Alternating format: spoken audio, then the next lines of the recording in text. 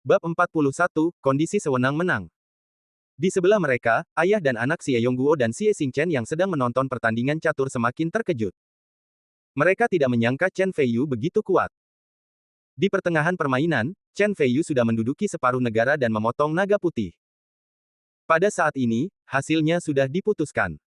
Xie Anxiang menghela nafas dan berkata sambil tersenyum masam, "Saya kalah. Saya sia-sia karena penghinaan saya di awal. Saya tidak menyangka bahwa keterampilan catur Chen Xiaoyou begitu maju. Itu membuat karakter sederhana Chen Xiaoyou semakin jelas. Di perbandingannya, aku malu banget. Kakek sebenarnya bilang kalah." Xie Xingxuan terkejut. Dia tidak menyangka selain keterampilan medisnya, Chen Feiyu juga sangat pandai dalam Go. Membandingkan orang satu sama lain sungguh menjengkelkan. Xie Yongguo bahkan lebih terkejut lagi. Dia mengetahui lebih banyak informasi daripada Xie Xingxuan. Dia tahu bahwa Chen Feiyu memiliki keterampilan medis yang sangat baik dan ahli seni bela diri, tetapi dia tidak menyangka bahwa dia juga memiliki pencapaian yang baik dalam Go. Dia benar-benar tidak tahu siapa yang bisa mengembangkan orang yang luar biasa seperti itu. Ada sedikit keterkejutan di mata Xie Xingchen, dan dia menganggap Chen Feiyu sedikit lebih serius, tapi hanya sedikit. Chen Feiyu terkekeh dan berkata, "Sama-sama, Pak Tua. Anda sangat pandai, bisa bertahan di bawah komando saya untuk waktu yang lama." Ahem. Xie Anxiang tersipu. Apakah ini pujian? Mengapa itu terdengar seperti kutukan? Xie Anxiang memutar matanya dan tiba-tiba tersenyum, "Aku sudah tua sekarang, dan otakku tidak bisa dibandingkan dengan kalian anak muda. Menurutku tidak lebih baik melakukan ini.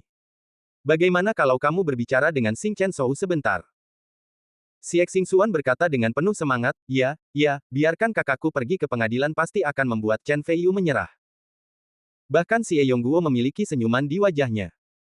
Chen Feiyu sedikit penasaran, bahkan Xie Anxiang kalah darinya, apakah Xie Xingchen lebih kuat dari kakeknya? Seolah melihat keraguan Chen Feiyu, Xie Xingxuan dengan bangga menjelaskan, "Adikku sangat menyukai Go. Ketika dia berumur 11 tahun, dia menjadi murid Ni Guangping, satu-satunya master catur di Tiongkok. Dia dikenal sebagai jenius di bidang catur. Seluruh dunia Go. Kamu mengatakan bahwa saudaraku Go, apakah kamu hebat atau tidak?" Xie Xingchen berkata dengan rendah hati, "Xingxuan telah menerima penghargaan. Keterampilan Goku hanya biasa-biasa saja, hanya Go tingkat ke-9. Tampaknya sederhana, namun nyatanya, dia diam-diam sedang pamer, karena hanya ada sedikit lawan di dunia yang berada di level ke-9 Go. Satu-satunya murid master catur Tiongkok. Dan ke-9 dari Go. Itu menarik." Chen Feiyu sedikit tertarik dan ingin melihat apakah kondisi trans tingkat ke-9-nya lebih tinggi atau lebih rendah dari dan ke-9 dari Go saat ini. Xie Anxiang berdiri dan menyingkir, diam-diam tertawa di dalam hatinya, menunggu Xie Xingchen membalas dendam. Xie Xingchen duduk di seberang papan catur, tiba-tiba auranya menjadi ganas, seolah-olah dia telah mengeluarkan pedang dan tiba-tiba berubah menjadi orang yang berbeda. Xie Xingxuan tersenyum bangga dan berkata, "Chen Feiyu, saudaraku sangat kuat. Apakah kamu perlu membiarkanmu memiliki putra ketiga? Jangan kalah terlalu jelek dan katakan bahwa keluarga Xie kita menindas orang lain." Sebelum Chen Feiyu sempat berkata apapun, Xie Xingchen sudah menggelengkan kepalanya. Berkata, "Tidak, karakterku selalu seperti singa yang melawan kelinci dengan seluruh kekuatanku. Tidak peduli siapa lawannya, aku akan menggunakan seluruh kekuatanku. Kalah telak nanti." Chen Feiyu tersenyum misterius, "Sepertinya kamu mengira aku akan kalah. Jadi, mengapa kita tidak bertaruh? Aku tidak ingin dia menyerahkan putra ketiga. Jika kamu kalah, saya bisa menjanjikan syarat apapun kepada Anda, apapun syaratnya. Tentu saja, jika saya menang, Anda harus menyetujui syarat apapun. Bagaimana? Ada syarat? Mungkinkah?" Xie Xingxuan memikirkan sesuatu dan tidak bisa menahan diri untuk tidak menatap Chen Feiyu, diam-diam merasa malu. Bab 42, Tahap Akhir, Tak Terkalahkan.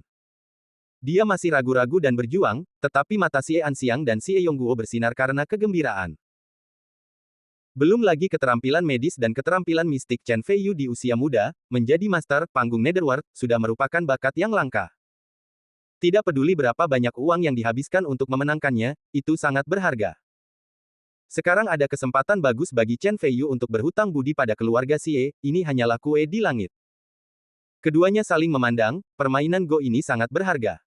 Xie Anxiang berpikir lebih jauh. Chen Feiyu tahu bahwa Xie Xingchen adalah murid Sein catur, tetapi dia masih berani membuat taruhan ini. Mungkinkah dia mengambil inisiatif untuk menunjukkan dukungan kepada keluarga Xie? Memikirkan hal ini, Xie Anxiang menjadi bersemangat. Xingxuan, setuju, kata Xie Yongguo segera. Xie Xingxuan juga merasa bahwa dia terlalu banyak berpikir. Saudaranya adalah pemain 9 dan Go teratas. Tidak peduli seberapa kuat Chen Feiyu, dia tidak akan pernah menjadi lawan saudaranya. Tidak perlu khawatir. Memikirkan hal ini, mata indah Xie Xingxuan menoleh dan dia bersenandung, oke, saya berjanji, jangan curang ketika saatnya tiba.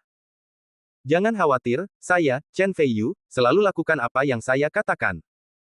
Xie Anxiang dan Xie Yongguo saling memandang dan keduanya saling memandang. Lihatlah kegembiraan di mata orang lain. Meskipun Xie Xingchen tidak mengerti mengapa ayah dan kakeknya begitu bahagia, tidak sulit sama sekali untuk menang melawan Chen Feiyu dengan kemampuan caturnya sendiri. Kalau begitu, mari kita mulai, kata Chen Feiyu, dengan semangat juang yang samar muncul di dalam hatinya. Oke. Jawab Xie Xingchen, Xie Anxiang, Xie Yongguo dan Xie Xingxuan segera menjadi energi dan menunggu keduanya bermain. Di babak ini, Xie Xingchen menjadi yang pertama dengan warna hitam, seperti kata pepatah, ambil langkah pertama, ambil langkah pertama. Dengan keunggulan memimpin, Xie Anxiang merasa lebih nyaman. Tak lama kemudian, keduanya mulai bertarung sengit. Xie Xingchen memang Master Go level 9, kemampuan caturnya beberapa level lebih tinggi dari Xie Anxiang, Chen Feiyu juga terasa agak sulit untuk dimainkan. Tentu saja, ini hanya kerja keras. Selama tahap tata letak, keduanya hampir berimbang, Xie Xingchen diam-diam terkejut, dan Xie Anxiang juga terkejut, dengan firasat samar di hatinya. Mungkinkah Xingchen kalah dari Chen Feiyu? Tidak, ini benar-benar mustahil. Xie Anxiang memberi kepercayaan diri. Di tengah permainan, Xie Xingchen sedikit lebih baik, dengan catur hitam mengambil banyak keuntungan. Naga hampir terbentuk, tetapi catur putih Chen Feiyu sepertinya masih kesulitan. Xie Anxiang dan yang lainnya menghela nafas lega.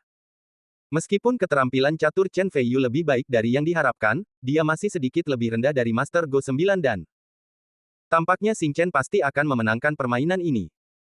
Permainan telah mencapai tahap akhir, dan Chen Feiyu tiba-tiba melihat ke dalam matanya. Gaya catur terbuka dan tertutup yang asli tiba-tiba berubah, dan dia mulai bertarung sengit dengan catur hitam dengan cara yang halus, tetapi catur hitam sebenarnya mundur dengan mantap. Xie Xingchen sedikit mengernyit, keringat dingin muncul di dahinya, dia berpikir semakin lama, dan kecepatan bermainnya menjadi semakin lambat. Meskipun Xie Anxiang hanya menonton, dia masih ketakutan hingga berkeringat dingin karena kilatan pedang dan bayangan di papan catur. Akhirnya, ketika bidak catur putih Chen Feiyu benar-benar memotong naga itu, Xie Xingchen berkata dengan getir, aku kalah. Kamu sangat kuat. Sepertinya aku melihat bayangan mentorku di dalam dirimu. Aku rela kalah. Xie Anxiang, Xie Yongguo, dan Xie Xingxuan terkejut. Xie Xingchen, satu-satunya murid dari satu-satunya master catur Tiongkok, pemain 9 dan Go, akan kalah dari Chen Feiyu. Jika tidak dikatakan dengan mata kepala sendiri, siapa yang akan mempercayainya? Ini. Bagaimana ini mungkin? Kakakku adalah pemain top di Go level 9. Bagaimana dia bisa kalah dari Chen Feiyu? Xie Xingxuan bergumam pada dirinya sendiri dengan kaget. Chen Feiyu tampak bangga dan berkata, di tahap akhir, saya tidak terkalahkan. Di tahap akhir, saya tidak terkalahkan. Pernyataan yang mendominasi, sangat arogan. Bab 43, aku pasti akan melawanmu kembali nanti. Xie Anxiang dan yang lainnya kembali terkejut. Xie Xingchen tersenyum pahit, tapi tidak bisa membantah. Dia telah sepenuhnya menyingkirkan penghinaan sebelumnya dan berkata dengan tulus, kamu benar-benar kuat. Saya bersedia menjadi lebih rendah. Mungkin, di seluruh Tiongkok, hanya tuanku yang bisa mengalahkanmu. Chen Feiyu tersenyum tanpa mengucapkan sepatah kata pun, satu-satunya master catur di dunia. Ini mungkin membawa ancaman tertentu bagi diri Anda sendiri, tetapi jika Anda ingin menang melawan diri sendiri, itu hanya angan-angan saja. Xie Anxiang dan Xie Yongguo menghela nafas, belum lagi betapa kecewanya mereka bahkan merasa lebih patah hati daripada kehilangan 1 miliar. Tapi meski begitu, saya tidak menyangka kemampuan catur Chen Feiyu begitu maju, ditambah dengan keterampilan gandanya dalam bidang kedokteran dan seni bela diri, dia benar-benar tidak normal. Xie Xingxuan bahkan lebih tercengang. Dia tidak pernah menyangka kakak tertuanya akan kalah dari Chen Feiyu di bidang Go yang dia kuasai. Bukankah ini berarti dia harus menyetujui salah satu syarat Chen Feiyu? Jika dia mengkhawatirkan dirinya sendiri. Memikirkan hal ini, Xie Xingxuan merasa malu dan marah, pipinya merah, matanya penuh amarah, dan dia terlihat sangat cantik. Xiao Youchen memiliki keterampilan catur yang luar biasa di usia yang sangat muda, yang benar-benar membuatku malu, kata Xie Anxiang dengan kekaguman yang tulus. Terima kasih, aku hanya bermain untuk bersenang-senang, kata Chen Feiyu sambil tersenyum. Semua orang hampir pingsan. Jika kamu begitu kuat hanya untuk bersenang-senang, lalu siapakah kami? Xie Xingxuan bahkan menatap tajam ke arah Chen Feiyu, dia benar-benar mendapat keuntungan dan bertingkah seperti anak baik, ya. Pada saat ini, Xie Yongguo tiba-tiba berkata, ngomong-ngomong, Tuan Chen, bahan obat yang Anda minta sebelumnya hampir siap. Ikutlah dengan saya.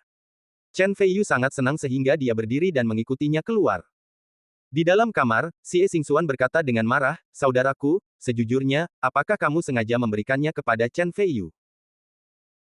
Dia selalu berpikir bahwa kecuali beberapa Master Go papan atas, kakak laki-laki tertuanya memiliki sedikit lawan, tetapi sekarang dia kalah. Bagi Chen Feiyu yang kurang dikenal, pasti ada sesuatu yang mencurigakan dalam hal ini. Xie Xingchen tersenyum pahit dan berkata, kakak, tolong jangan mengalahkanku. Di tahap tata letak dan pertengahan permainan, dia dan saya masih bisa bersaing, tetapi di tahap akhir, ada perbedaan besar. Mari kita taruh dengan cara ini, kita akan bertarung lagi di masa depan. Melawan Chen Feiyu, saya memiliki peluang menang paling banyak 30%. Xie Xingxuan terkejut. Dia awalnya berpikir bahwa meskipun kakak laki-laki tertuanya kalah dari Chen Feiyu, catur mereka keterampilannya akan hampir sama. Tapi sekarang dia tahu bahwa Chen Feiyu sangat kuat sehingga bahkan kakak tertuanya hanya memiliki peluang 30% untuk menang, bukankah itu berarti bahwa di Tiongkok saat ini, kecuali master catur itu sendiri, Chen Feiyu tidak terkalahkan? Tidak, kamu bukan lawannya di tahap tata letak. Tiba-tiba, Xie Anxiang bergumam, seolah melihat mata kaget saudara laki-laki dan perempuan Xie Xingchen. Xie Anxiang melanjutkan, sejak awal, dia yakin akan menang, jadi dia membujuk Xingxuan untuk bertaruh, sehingga memberinya syarat untuk memaksimalkan keuntungan. Baik di dalam atau di luar permainan catur, semua perubahan dalam situasi dipahami dengan jelas, dan seseorang dapat memanfaatkan situasi tersebut sebaik mungkin. Inilah yang sebenarnya tata letaknya, itu hanya dipahami secara ilahi. Alam, mulai sekarang, keluarga Xie kita harus berusaha sebaik mungkin untuk berteman dengan Chen Feiyu. Xie Xingxuan terkejut menerima penilaian yang begitu tinggi dari kakeknya. Adapun Xie Xingchen, sambil tersenyum dengan getirnya, semangat juang yang kuat muncul di hatinya. Lain kali, aku pasti akan memenangkanmu. Xie Xingchen mengepalkan tangannya. Tapi Chen Feiyu mengikuti Xie Yongguo ke paviliun di Taman Villa. Di atas meja batu paviliun, terdapat berbagai bahan obat Tiongkok, memancarkan aroma obat yang kuat. Chen Feiyu melihat sekilas dan menemukan bahwa beberapa tanaman herbal relatif tua dan memiliki potensi yang cukup, dia tidak bisa menahan perasaan senang. Tiba-tiba, Chen Feiyu terkejut saat mengetahui bahwa beberapa bahan obat langka telah hilang. Meskipun tidak ada masalah dalam memurnikan pil Gujing, hanya ada sedikit harapan untuk menyempurnakan pil Suan yang dia butuhkan.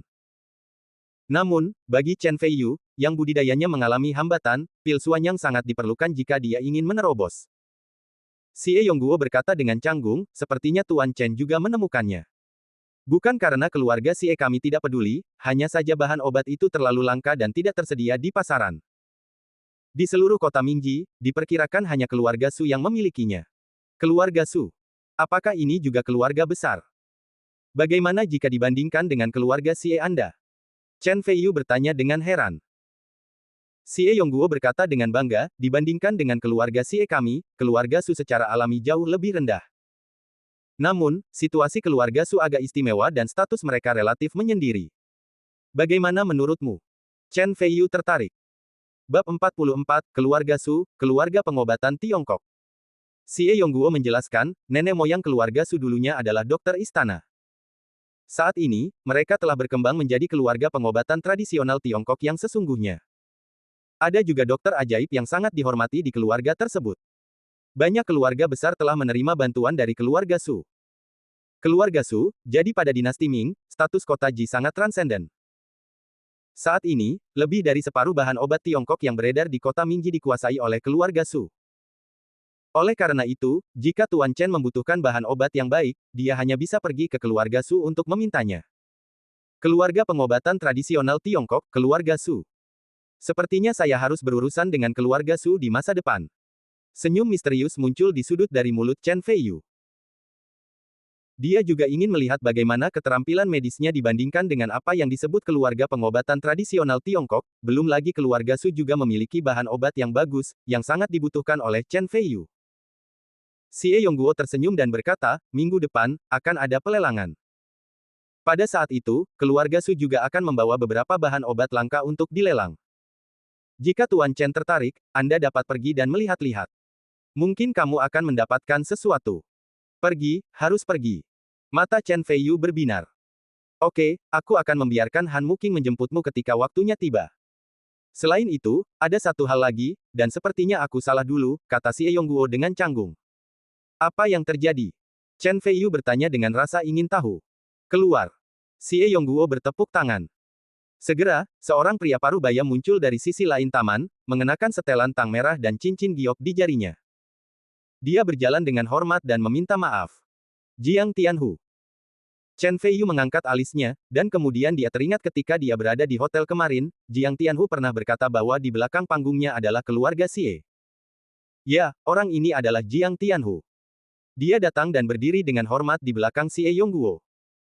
Dia tersenyum canggung dan berkata, Tuan Chen, kita bertemu lagi.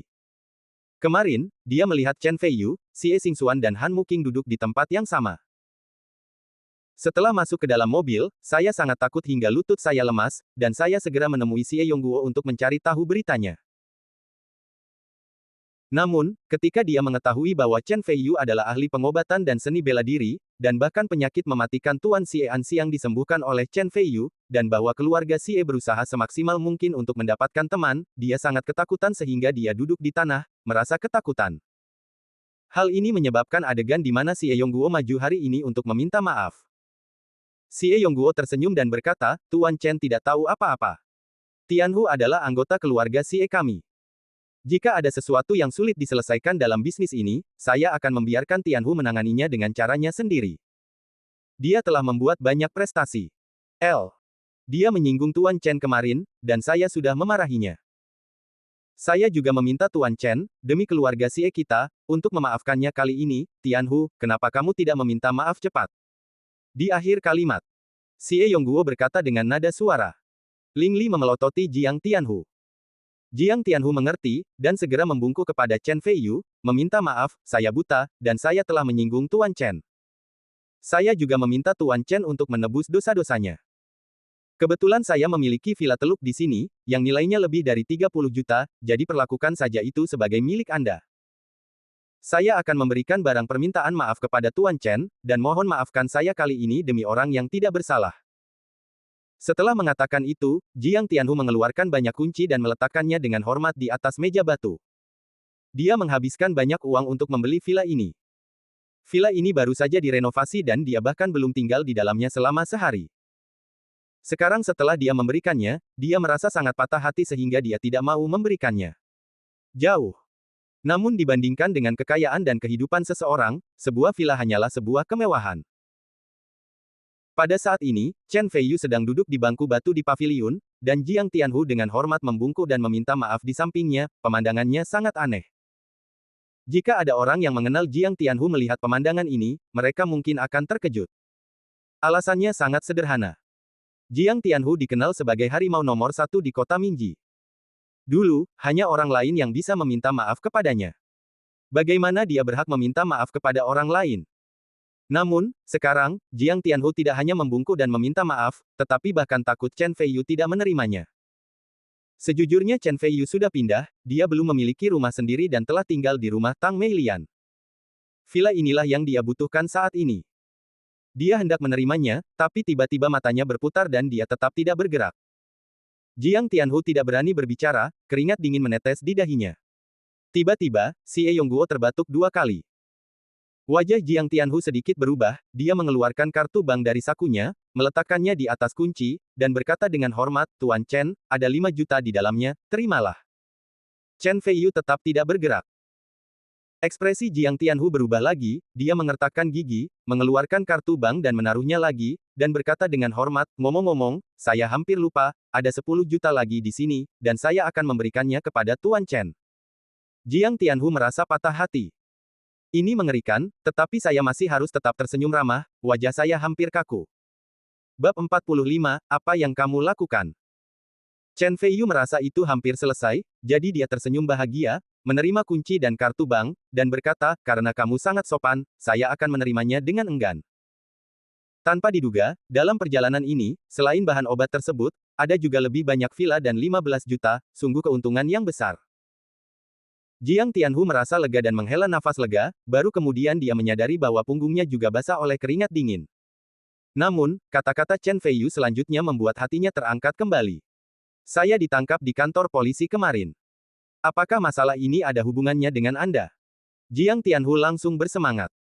Bos besar dari kota Mingji ini dengan cepat menjelaskan, Tuan Chen, salah paham, ini semua Li Tongwei sedang melakukan sesuatu di belakang punggungnya. Setelah Jiang Tianhu menceritakan rencana Li Tongwei dengan jujur, dia menatap Chen Feiyu dengan hati-hati. Li Tongwei. Chen Feiyu tiba-tiba tersadar, dan tiba-tiba teringat, bukankah ini generasi kedua kaya yang mengejar istri tertua dan dipukuli olehnya? Saya tidak menyangka dia akan berani melakukan sesuatu di belakang punggungnya. Kilatan cahaya melintas di mata Chen Feiyu. Setelah membuat janji untuk mengantarkan pil Gujing besok, Chen Feiyu mengucapkan selamat tinggal dan pergi. Karena Han Muking tidak ada di sana, Xie Anxiang meminta Xie Xingxuan untuk mengantarnya pergi, dan Xie Yongguo juga secara khusus meminta untuk mengantar Chen Feiyu ke Bei Villa di pinggiran kota. Sepanjang jalan, Xie Xingxuan memikirkan taruhannya. Dia takut Chen Feiyu akan membuat tuntutan berlebihan, yang membuatnya gelisah. Dari waktu ke waktu, dia memelototi Chen Feiyu melalui kaca spion. Namun, Chen Feiyu menutup matanya dan berkonsentrasi sepanjang waktu bahkan tanpa memandangnya, yang membuatnya sedikit kecewa. Di tengah jalan, Chen Feiyu sepertinya menyadari sesuatu yang aneh. Dia tiba-tiba membuka matanya, mengerutkan kening dan berkata, apakah kamu memiliki pengawal untuk melindungimu? Tidak perlu membawa pengawal untuk menyerang keluarga Xie. Mata Chen Feiyu penuh perhatian. Dan dia tiba-tiba berkata, hentikan mobilnya. Xie Xingxuan tanpa sadar mengerem dan kepalanya hampir terbentur setir, dan berkata dengan marah, apakah kamu sakit? Kamu tunggu aku di sini. Chen Feiyu membuka pintu mobil dan keluar. Setelah mengambil beberapa langkah, Xie Xingxuan tiba-tiba mengertakkan gigi dan mengejarnya, berteriak, kamu belum memberitahuku syarat taruhannya. Chen Feiyu berbalik dan menatap pria hijau dan putih Xie Xingxuan, yang congsamnya menggambarkan tubuhnya yang indah, tiba-tiba menyeringai di bibirnya, dan berjalan ke arahnya. Segera, dia sudah berada di depan Xie Xingxuan, dan dia bisa mencium aroma anggun di ujung hidungnya. Apa yang akan kamu lakukan? Xie Xingxuan tiba-tiba bernapas sedikit cepat. Mungkinkah dia ingin mencium dirinya sendiri? Gugup dan pemalu, dia tanpa sadar ingin melarikan diri kembali ke mobil, tetapi kemudian dia memikirkannya, dia telah berjanji untuk kalah dari Chen Feiyu dengan satu syarat, dan jika itu adalah ciuman, itu tidak bisa diterima. Saya, Xie Xingxuan, lakukan apa yang saya katakan dan lakukan apa yang saya katakan. Xie Xingxuan menutup matanya dengan gugup, seolah menatap kematian. Namun, pipinya yang merah dan kelopak matanya yang sedikit gemetar menunjukkan rasa malu dan gugup di dalam dirinya. Momen berikutnya berbeda dari yang dibayangkan Xie Xingxuan. Chen Feiyu tidak menciumnya, tetapi mengulurkan tangannya untuk memeluknya, meniup telinganya, dan berkata sambil tersenyum tipis, aku akan memberitahumu ketika aku memikirkannya. Sekarang kamu tunggu aku di dalam mobil dan jangan, aku akan segera kembali. Ini adalah pertama kalinya Xie Xingxuan begitu dekat dengan lawan jenis, dan daun telinganya adalah bagian pribadinya. Ketika napas panas Chen Feiyu bertiup ke arahnya, dia merasa bahwa seluruh tubuhnya lembut. Jika bukan karena dipegang oleh Chen Feiyu, dia hampir kehilangan keseimbangan. Setelah Chen Feiyu melepaskannya, dia berbalik dan berjalan ke depan, dan pada saat yang sama, hujan mulai turun dengan ringan. Melihat punggung Chen Feiyu, mata Xie Xingxuan menjadi rumit. Chen Feiyu berjalan ke depan sebentar dan sampai di sebuah jembatan batu, tempat ini relatif terpencil dan hanya ada sedikit pejalan kaki. Tiba-tiba di seberang jembatan muncul seorang laki-laki berbaju hitam, matanya dingin dan tubuhnya memancarkan aura dingin, sekilas dia tahu bahwa dia datang dengan niat buruk. Sepertinya aku tidak mengenalmu, mengapa kamu mengikutiku? Chen Feiyu memasukkan tangannya ke dalam saku dan terlihat santai. Ketika dia berada di dalam mobil Xie Xingxuan, dia menemukan bahwa dia sedang diikuti, dan orang itu memancarkan niat membunuh yang kuat, jadi Chen Feiyu sengaja keluar dari mobil dan menemukan tempat terpencil untuk memancing ular itu keluar dari lubangnya. Sepertinya orang yang mengikutinya adalah pria berbaju hitam di depannya. Bab 46, Zhao Wusang. Pria berbaju hitam berkata dengan dingin, kamu hanyalah seekor semut dari kelas bawah. Tentu saja mustahil bagimu untuk mengenalku. Aku berasal dari keluarga Zhao di ibu kota provinsi. Bagimu, aku adalah raksasa. Keluarga Zhao di ibu kota provinsi. Ini adalah kedua kalinya Chen Feiyu mendengar tentang keluarga Zhao di ibu kota provinsi. Pria berbaju hitam melanjutkan, Tuan Muda Zhao mengirim saya untuk menyelidiki Si Xingxuan secara diam-diam, karena Si Xingxuan telah ditemukan oleh Tuan Muda Zhao, dan Tuan Muda Zhao menderita misofobia dan tidak suka membiarkan orang lain menyentuh wanitanya. Karena Anda punya memeluk Si Xingxuan, kalau begitu kamu harus mati. Pria berbaju hitam itu mengeluarkan pedang pendek. Bilahnya sempit tapi tajam, dan memancarkan aura pembunuh yang kuat. Suasana mencekam dan hampir pecah. Di saat yang sama, di balik pohon willow tak jauh dari situ, seorang wanita muda cantik menunjukkan keterkejutan di matanya. Itu dia. Sekarang semuanya dalam masalah. Namanya Su Wanbai. Dia dikirim oleh Su Yingxue untuk melindungi Chen Feiyu. Dia telah mencapai tahap tengah Aiki, dan dianggap sebagai master langka. Tetapi pada saat ini, hatinya tenggelam ke dasar, karena dia telah menyadari bahwa pria berbaju hitam itu adalah Zhao Tianlai, penguasa keluarga Zhao. Menurut legenda, dia telah mencapai tahap awal Tongyu, dan pernah berduel dengan belati di tangannya. 10 tim pasukan khusus menang tanpa terluka. Sejak saat itu, mereka menjadi terkenal dan disebut Zhao Wuxiang. Sekarang setelah Zhao Tianlai mengambil tindakan, Chen Feiyu hampir pasti mati. Zhao Tianlai satu tingkat lebih tinggi dariku. Bahkan jika aku naik untuk menahannya dan menciptakan kesempatan bagi Chen Feiyu untuk melarikan diri, hidupku mungkin akan sia-sia. Apa yang harus aku lakukan sekarang? Hati Su Wanbai penuh dengan keterikatan, dan bahkan ada keputusasaan di matanya. Warna. Di jembatan kecil itu, hujan masih terus turun, bahkan semakin deras. Chen Feiyu mengangkat alisnya dan berkata, apakah kamu yakin bisa membunuhku? Karena aku ingin membunuhmu, kamu harus mati. Ingat, namaku Zhao Tianlai, dan aku juga dipanggil Zhao Wuxiang. Kata Zhao Tianlai perlahan, dengan perasaan membunuh yang terpancar dari tubuhnya. Maknanya menjadi lebih intens. Chen Feiyu mengangkat bahu dan berkata, hujan akan turun, ibuku akan menikah, dan kamu akan mati, jadi aku harus membantumu. Jejak penghinaan melintas di mata Zhao Tianlai, karena dia tidak bisa merasakannya. Jejak cinta di tubuh Chen Feiyu nafas seorang pejuang. Untuk menghadapi orang biasa seperti itu, satu pedang bisa membunuhnya seketika. Dia memegang pedang dan melangkah maju dengan kecepatan yang sangat cepat, menyebabkan percikan air yang tak terhitung jumlahnya di bawah kakinya. Chen Feiyu berdiri di tempatnya, masih memasukkan tangannya ke dalam saku. Saat berikutnya, Zhao Tianlai mendekati Chen Feiyu, dan dia menebas dengan pedang pendek di tangannya. Cahaya pedang perak samar muncul di pedang, membelah semua tetesan air hujan. Hanya dengan melihat momentum dari pedang ini sudah beberapa tingkat lebih kuat dari tebasan silang pedang ganda milik Leng Dao. Dia memang master dalam tahap awal alam Tongyu. Tak jauh dari situ, Su Wanbai memejamkan mata, merasa putus asa dan tidak tega menyaksikan Chen Feiyu mati secara tragis di bawah pedang. Zhao Tianlai merasa bangga. Sepertinya kekuatannya meningkat lagi. Pedang ini cukup untuk membelah Chen Feiyu menjadi dua. Tiba-tiba, mata Chen Feiyu berkedip, dan dia mengulurkan dua jari, pedang yang awalnya kuat tiba-tiba tersangkut di antara ujung jarinya. Zhao Tianlai tiba-tiba membuka matanya lebar-lebar dengan ekspresi tidak percaya. Kamu tidak layak menggunakan pedang di depanku. Chen Feiyu mengepalkan tangannya yang lain dan langsung memukul dada Zhao Tianlai. Zhao Tianlai mengerang dan terbang mundur, beberapa tulang rusuknya patah, dan belatinya juga terlepas. Setelah mundur sekitar 10 meter, Zhao Tianlai berhenti, dan tiba-tiba, dengan suara, wow, dia memuntahkan seteguk besar darah. Su Wanbai tidak menyangka akan teriakan yang dia harapkan, jadi dia membuka matanya dengan rasa ingin tahu dan langsung terkejut. Ini. Apa yang sebenarnya terjadi? Mengapa tidak terjadi apa-apa pada Chen Feiyu, tetapi Zhao Tianlai terluka parah? Su Wanbai tiba-tiba merasa otaknya tidak cukup kuat untuk memahami apa yang terjadi di depannya. Chen Feiyu memegang pedang di tangannya, berjalan ke depan perlahan, dan berkata dengan tenang, sekarang, izinkan saya menunjukkan kepada Anda apa ilmu pedang yang sebenarnya. Kamu, siapa kamu? Zhao Tianlai berkata dengan kaget. Namaku Chen Feiyu, dan akulah orang yang akan membunuhmu. Chen Feiyu tersenyum dengan tenang dan masih berjalan menuju Zhao Tianlai. Zhao Tianlai merasakan kematian yang mendekat dan tampak ngeri. Dia sendiri adalah ahli dalam tahap awal Tongyu, terutama ahli dalam pedang pendek, yang cukup kuat untuk membelah gunung dan batu. Namun pedang yang dia gunakan dengan seluruh kekuatannya ditangkap oleh kedua jari Chen Feiyu. Lalu bukankah kekuatan Chen Feiyu jauh lebih unggul dari miliknya? Mungkinkah Chen Feiyu adalah master terbaik di tahap akhir Tongyu?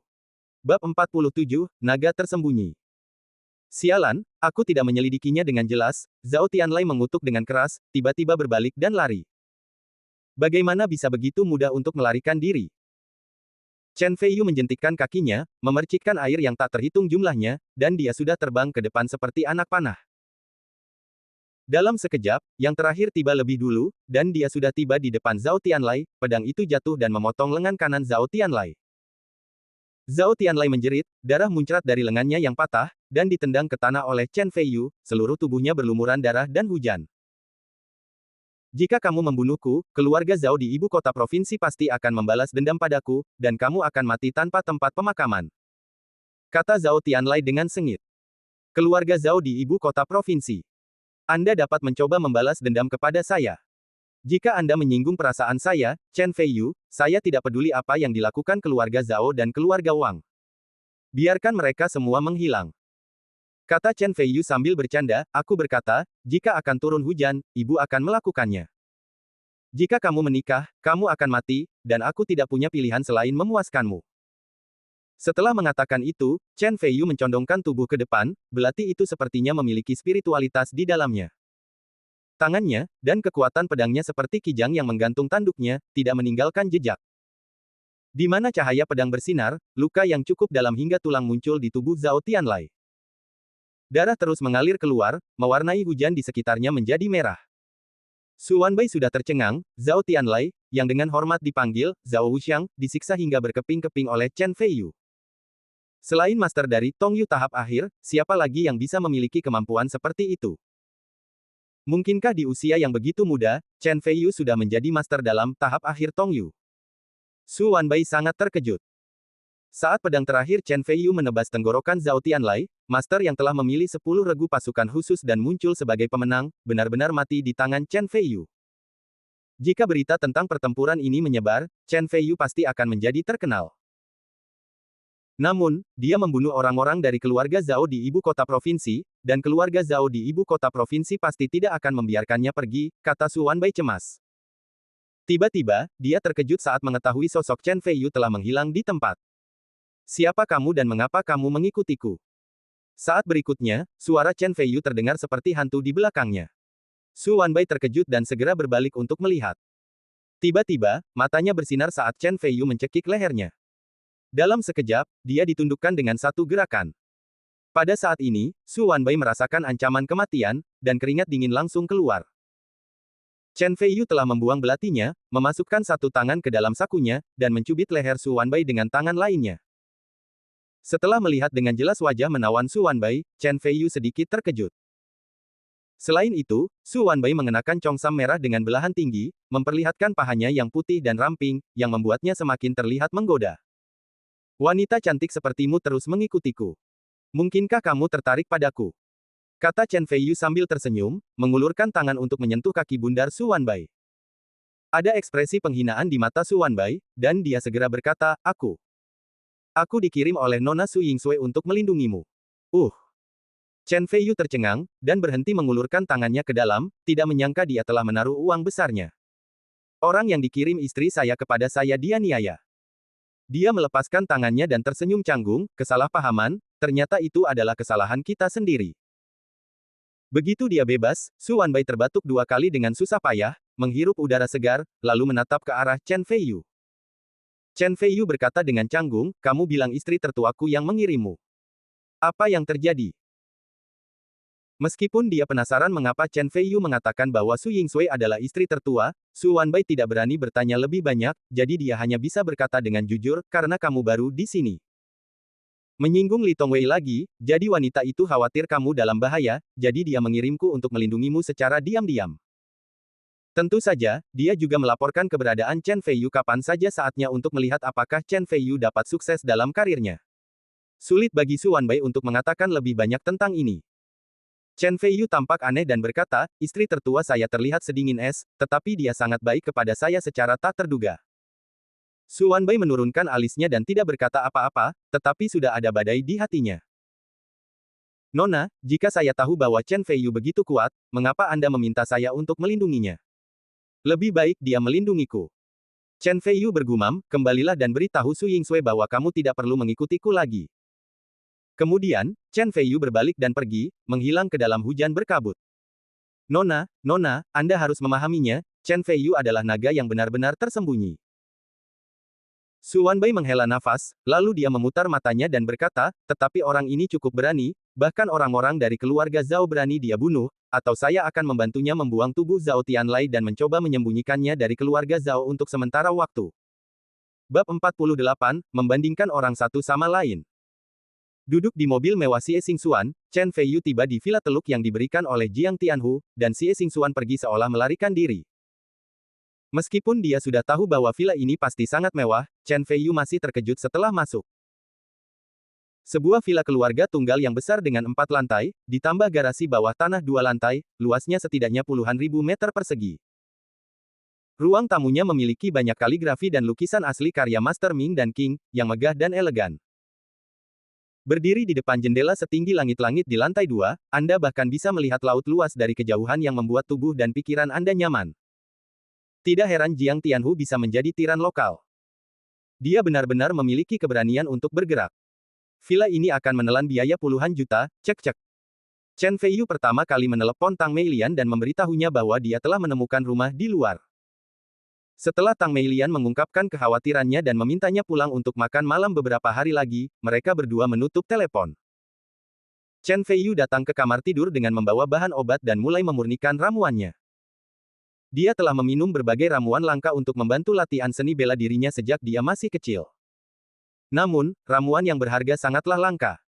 Sekarang dia telah mengkonsumsi hampir semua ramuan di gunung, dan budidayanya telah mencapai hambatan, jadi dia harus turun gunung untuk mencari ramuan langka. Memperbaiki ramuan untuk membantu terobosan. Di sisi lain, alkimia adalah keahliannya, bahkan lebih baik daripada keterampilan medisnya. Kurangnya King Yuzi, rumput esensi api, dan buah tianxin. Baiklah, saya tidak punya pilihan selain mencobanya, berharap untuk menyempurnakan pil Suanyang. Setelah Chen Feiyu mengatakan itu, dia meletakkan ramuan yang diperlukan di atasnya. Di hadapannya, ia kemudian mengeluarkan tripod perunggu kecil dari tangannya yang diukir dengan tekstur matahari, bulan dan bintang, terlihat sederhana dan misterius. Xianwu Hezong Jue, yang dia praktikkan adalah menggunakan yang qi murni dari segala sesuatu di dunia untuk digunakan sendiri, secara alami, dia juga dapat menggunakan vitalitas dalam tumbuhan. Langit dan bumi terhubung, kedua gambaran itu selaras, yin dan yang menurunkan qi, merespons 9 misteri, mengalirkan ramuan 9 kali, dan mengumpulkan qi menjadi esensi. Chen Feiyu duduk bersila, menenangkan diri, dan melafalkan mantra ilahi. Saya melihat gumpalan gas cian muncul dari tumbuhan yang diletakkan di depan saya, menyatu ke dalam kuali perunggu kecil, dan berputar-putar dengan padat di dalam kuali. Chen Feiyu mengedarkan energi sebenarnya di tubuhnya, dan kuali perunggu kecil melayang di udara, dan nyala api muncul dari udara tipis di bawah, menyala dengan ganas. Beberapa saat kemudian, saat panas cukup tinggi, wangi merah yang kaya berubah menjadi gas putih, seolah-olah memiliki substansi, memenuhi seluruh kamar tidur, baunya menyegarkan. Sajikan esensi matahari dan bulan, buru-buru menuju keindahan dua pemandangan, harta paling indah, ramuan kelahiran. Chen Feiyu membentuk segel dengan tangannya, nyala api menghilang, dan pada saat yang sama, ruangan itu penuh dengan energi ramuan, seperti ikan paus panjang yang menyerap air, disedot ke dalam kuali satu demi satu, dan dikondensasi menjadi 12 pil merah. Hanya dengan melihat penampakan ramuannya, Anda bisa merasakan vitalitas agung yang terkandung di dalamnya. Ada sedikit kekecewaan di mata Chen Feiyu, dan dia mengerutkan kening dan berkata, tentu saja, saya masih menganggap diri saya terlalu tinggi. Beberapa bahan obat utama hilang, dan pil Suanyang masih belum dapat dimurnikan. Namun, meskipun itu adalah sebuah kegagalan, seharusnya bisa menyembuhkan penyakit keras kepala Paman Zong. Itu lebih dari cukup. Chen Feiyu memutuskan untuk menamai karya gagal ini, pil Suanyang kecil. Alasan mengapa disebut pil Suanyang kecil, adalah karena dibandingkan dengan pil Suanyang, yang asli, khasiatnya berbeda lebih dari 100 kali lipat, bagi Chen Feiyu tidak terlalu efektif. Setelah Chen Feiyu dengan santai memurnikan beberapa pil gujing, dia mengambil pil suan yang kecil, dan melemparkannya ke dalam mulutnya, dan kemudian mulai bermeditasi dan berlatih. Meskipun dia tidak dapat menerobos, itu kurang lebih baik daripada tidak ada apa-apa. Keesokan paginya, setelah Chen Feiyu meminta Tang Meilian libur lagi, dia menelepon Han Muking dan memintanya untuk menjemputnya. Han Muking tidak tahu bahwa Chen Feiyu telah pindah ke Bei Villa, jadi dia sangat terkejut ketika sampai di alamat yang ditentukan oleh Chen Feiyu. Anda tahu, dia telah menjadi manajer umum gedung komersial Mingji selama 3 tahun, dan sekarang dia telah menjadi presiden. Dengan semua gaji tahunannya digabungkan selama bertahun-tahun, dia tidak dapat membeli villa ini, tetapi Chen Feiyu hanya menghabiskan beberapa berhari-hari. Sungguh orang lebih menyebalkan daripada orang mati. Melihat mata Han Muking yang kaget dan kagum, Chen Feiyu diam-diam bangga. Sepanjang jalan, Chen Feiyu memperhatikan bahwa Han Muking tidak terlihat baik dan memiliki lingkaran hitam di bawah matanya, terlihat jelas bahwa dia begadang tadi malam. Saudari King, apakah kamu mendapat masalah akhir-akhir ini? Chen Feiyu bertanya dengan prihatin. Bab 49, Obat Mujarab Kelas Atas. Tidak apa-apa, Han Muking tersenyum enggan. Chen Feiyu mengangguk dan berkata, Anda dapat memberi tahu saya jika Anda memiliki sesuatu. Tidak peduli masalah apa yang Anda hadapi, saya akan mencoba yang terbaik untuk membantu Anda menyelesaikannya. Feiyu, terima kasih. Han Muking berkata dengan penuh terima kasih, dengan kilau di matanya. Senyuman hangat muncul di sudut mulut Chen Feiyu. Setelah mengirim Chen Feiyu ke pintu Villa Xie, Chen Feiyu baru saja turun dari mobil. Feiyu. Tiba-tiba, suara Han Muking datang dari belakang. Chen Feiyu berbalik dan melihat Han Muking berdiri di samping mobil, mengibaskan rambut hitamnya dan tersenyum menawan, mengapa kamu tidak memajukan tanggalnya? Aku akan menjemputmu malam ini. Di malam hari. Mungkinkah? Chen Feiyu memiliki pandangan ambigu di matanya. Kamu gangster kecil, apa yang kamu pikirkan? Han Muking meludah ringan dan pergi. Saya tidak mengatakan apa-apa, bagaimana Anda tahu bahwa saya sedang berpikir liar? Chen Feiyu berkata sambil tersenyum main-main, semakin menantikan kencan di malam hari. Xie Anxiang tahu bahwa Chen Feiyu akan datang untuk merawat Paman Zong, jadi dia menelepon Xie Yongguo dan Paman Zong lebih awal. Xie Xingxuan awalnya mengadakan pertemuan hari ini, tetapi dia juga menolaknya. Ketika Chen Feiyu memasuki lobi villa, Xie Yongguo dan Paman Zong menyambutnya dengan terkejut. Setelah salam, Chen Feiyu langsung ke pokok permasalahan, mengeluarkan vas porselen, meletakkannya di depan Xie Yongguo, dan berkata, ini, pil gujing, menyehatkan yin dan menguatkan yang, menguatkan tubuh dan menguatkan tubuh, satu pil akan bertahan 3 tahun. Kalau begitu, terima kasih banyak. Tuan Chen. Xie Yongguo sangat gembira. Melihat kegembiraannya, dia berharap bisa meminum pil gujing di sini untuk mencobanya. Xie Xingxuan tanpa daya memegangi dahinya. Xie Anxiang terkekeh dan berkata, teman kecil Chen, terakhir kali kamu memberitahuku tentang penyakit keras kepala saudara Zong. Aku ingat. Chen Feiyu melambaikan tangannya dan mengeluarkan pil merah. Seluruh aula tiba-tiba dipenuhi dengan aroma yang kaya faktanya, semua orang yang hadir merasa jauh lebih energi dan terkejut. Xie Xingxuan bahkan melihat ke samping, menatap pil itu dengan rasa ingin tahu. Paman Zong terkejut dan berkata, ramuan bermutu tinggi. Ini sebenarnya ramuan kelas atas. Sepanjang hidupku, aku hanya melihatnya di keluarga besar di Yanjing. Tuan Chen, apa yang kamu? Dia menatap wajah Chen Feiyu. Matanya dipenuhi rasa tidak percaya, dan dia bahkan memanggilku kamu. Apa? Obat mujarab bermutu tinggi. Xie Anxiang dan Xie Yongguo juga terkejut. Hanya Xie Xingxuan yang tidak mengerti dengan baik, matanya yang indah penuh dengan rasa ingin tahu, tetapi dia tahu betul bahwa dengan keterampilan pengendalian diri kakeknya, dia bisa bersemangat sampai kehilangan kesabaran. Ramuan ini benar-benar luar biasa. Chen Feiyu menyerahkannya kepada Paman Zong dengan santai dan berkata, ini adalah pil suanyang kecil. Tidak peduli penyakit apa yang Anda derita, memakannya akan membuat Anda segera bersemangat dan energi. Terima kasih. Terima kasih Tuan Chen. Paman Zong mengambilnya dengan tangan gemetar, seolah takut orang lain akan merebutnya, dia segera membuka mulutnya dan memakannya. Xie Anxiang dan yang lainnya memandangnya dengan gugup. Saat berikutnya, tidak terjadi apa-apa, dan ekspresi aneh muncul di wajah Paman Zong. Xie Xingxuan mencibir, dan Xie Anxiang serta yang lainnya juga memiliki kekecewaan di mata mereka. Tiba-tiba, wajah Paman Zong memerah, matanya melebar, seluruh tubuhnya mengeluarkan suara, berderak, dan dia meledak dengan momentum yang kuat. Kemudian, dengan kecepatan yang terlihat dengan mata telanjang, rambut putih di kepala Paman Zong menjadi jauh lebih gelap, dan dia tampak 10 tahun lebih muda. Xie Anxiang tiba-tiba berdiri karena terkejut. Aku telah menerobos ke tahap akhir dari alam Tongyu. Menyadari bahwa dia telah menerobos, Paman Zong terkejut dan bahagia. Yang Tianchang tertawa, dan aura yang kuat menyembur keluar. Bab 50, Xie Anxiang bersemangat. Xie Xingxuan relatif dekat, telinganya sakit, kepalanya berdengung, dan dia hampir pingsan. Chen Feiyu, yang memiliki mata yang cepat dan tangan yang cepat, melangkah maju dan menutup telinganya. Baru kemudian dia merasa jauh lebih baik. Dia menatap Chen Feiyu dengan ekspresi yang rumit. Tuan Chen, terima kasih banyak. Anda tidak hanya menyembuhkan penyakit kronis saya, tetapi Anda juga membantu saya menerobos kemacetan. Saya tidak bisa cukup berterima kasih.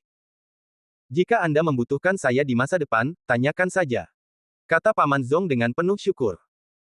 Hanya dengan satu pil, budidaya bela diri Paman Zong yang sempat stagnan selama hampir 10 tahun, mampu menerobos kembali dan mendapatkan kembali vitalitasnya, bisa dibayangkan rasa syukur batinnya. Xie Anxiang dan yang lainnya juga dikejutkan oleh kekuatan magis Chen Feiyu. Saat ini, di Aula Villa Xie, cara mereka memandang Chen Feiyu benar-benar berbeda. Jika sebelumnya mereka hanya menghargai potensi Chen Feiyu, kini keterampilan yang ditunjukkan Chen Feiyu sudah cukup untuk membuat mereka benar-benar menghormatinya. Meskipun Xie Xingxuan bukan seorang seniman bela diri, dia melihat perubahan nyata Paman Zong dan memahami keajaiban obat mujarab, dan menjadi lebih ingin tahu tentang Chen Feiyu. Chen Feiyu berkata dengan ringan, saya katakan sebelumnya bahwa saya akan membantu Anda mengobati penyakit membandel Anda. Saya, Chen Feiyu, selalu melakukan apa yang saya katakan, jadi Anda tidak perlu terlalu sopan. Xie Anxiang dan yang lainnya mengangguk diam-diam. Ini manusia memiliki pengaruh yang luar biasa dan pasti akan melakukannya di masa depan. Mencapai sesuatu yang hebat. Kemudian, Xie Anxiang bertanya dengan hati-hati, teman kecil Chen, siapa yang menyempurnakan ramuan ini? Chen Feiyu tersenyum sedikit dan berkata, jauh, tapi dekat di depanmu. Xie Anxiang dan yang lainnya benar-benar terkejut. Meskipun dia tahu bahwa kemungkinan besar Chen Feiyu akan memperbaikinya sendiri, ramuan itu terlalu ajaib dan Chen Feiyu masih terlalu muda untuk terlihat seperti seorang alkemis. Sekarang, setelah menerima jawaban yang tepat, hati Xie Anxiang dan yang lainnya tergerak. Keahlian medis yang luar biasa, ahli seni bela diri, alkemis. Begitu banyak identitas mengagumkan, tidak peduli yang mana yang dihadirkan, itu sudah cukup untuk menarik perhatian keluarga besar. Terlebih lagi, gelar-gelar ini semuanya dikumpulkan dalam satu orang, dan ini orangnya masih sangat muda, akan ada pertumbuhan yang lebih besar di masa depan, dan hanya masalah waktu sebelum menjadi terkenal di seluruh Tiongkok. Tiba-tiba, Xie Anxiang merasa bahwa hal yang paling dia banggakan dalam hidupnya mungkin bukanlah karir militernya dan eksploitasi militernya yang luar biasa, atau kultivasinya yang mendalam di kota Mingji dan pembentukan keluarga besar, tetapi mengenal Chen Feiyu. Xie Xingxuan mengedipkan matanya yang penasaran dan berpikir, Chen Feiyu, siapa kamu dan mengapa kamu bisa mengejutkan orang lagi dan lagi? Teman kecil Chen, saya ingin bertanya, bisakah kita terus menyempurnakan pil suan yang kecil ini? Xie Anxiang bertanya dengan gugup. Xie Yongguo, Zongbo dan yang lainnya segera menajamkan telinga, ini juga menjadi perhatian mereka. Bagaimanapun, efek dari pil suan yang kecil terlalu berlebihan. Jika mereka dapat terus menyempurnakan pil suan yang kecil, keluarga Xie dapat mengembangkan lebih banyak master dan membawa lebih banyak manfaat bagi keluarga Xie. Bahkan, keluarga Xie bahkan bisa menjadi keluarga besar yang sebanding dengan keluarga Zhao di ibu kota provinsi. Oleh karena itu, saya tidak bisa tidak berterima kasih kepada Anxiang dan yang lainnya karena tidak peduli. Di mata semua orang yang gugup, Chen Feiyu perlahan menggelengkan kepalanya. Xie Anxiang dan yang lainnya tidak bisa menyembunyikan kekecewaan mereka. Ya, bagaimanapun juga, pil suan yang kecil adalah pil kelas atas. Saya bisa memperbaikinya, dan itu kebetulan menjadi milik saya untuk keluarga Xie. Ini sudah merupakan berkah. Saya tidak seharusnya memaksakannya.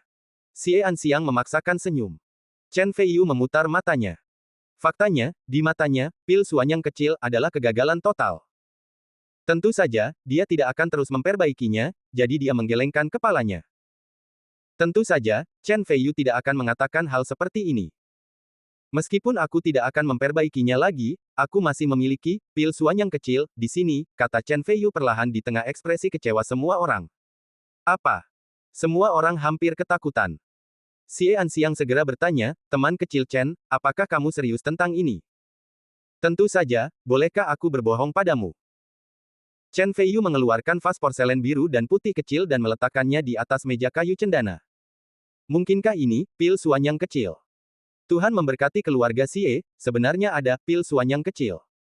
Keluarga Xie seharusnya bisa mencapai level baru, ini sebuah wahyu. Xie Anxiang berkata dengan penuh semangat. Chen Feiyu meringkuk bibirnya dan berkata, siapa bilang satu? Saya tidak tahu. Ada 10 lagi di dalamnya.